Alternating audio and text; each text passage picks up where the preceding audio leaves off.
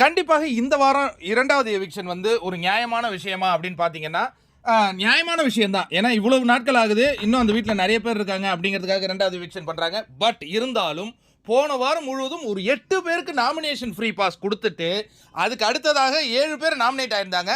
அதிலிருந்து நீங்க 20 அனுப்பணும் அப்படின்னா, ஆல்ரெடி நீங்க திட்டமிட்டு இருக்கீங்க. இந்த போட்டியாளரை அனுப்பணும் அப்படிங்கிறது தான் நான் அப்படி தான் பேசுவேன். ஏன்னா மொத்தமா நாமினேஷன் நடந்து, அதுல வந்து 20 அனுப்பியிருந்தா அது சரி.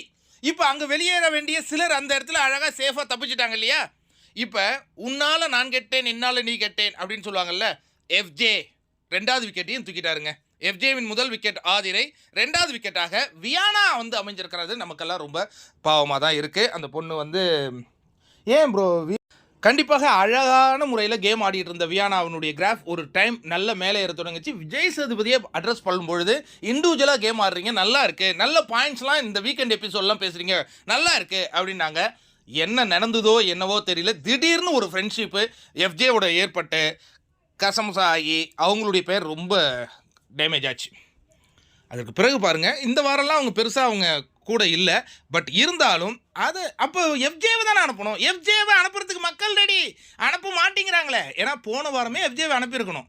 ஏன்னா எஃப்ஜே வச்சுக்கிட்டு ஏதோ கண்டென்ட்டாக ரெடி என்ன யூஸ் பண்ணாங்களோ எனக்கு தெரியல, போயிருக்கணும். பட் இப்போ வியானா இதுக்கு பலிகடா இருக்கிறாங்க. 2வது எவிக்ஷன் யாருப்பா அது? வெவ்வேறு பேர் 4 பேர் போட்டுட்டாங்க. Eviction good at good health கொஞ்சம்.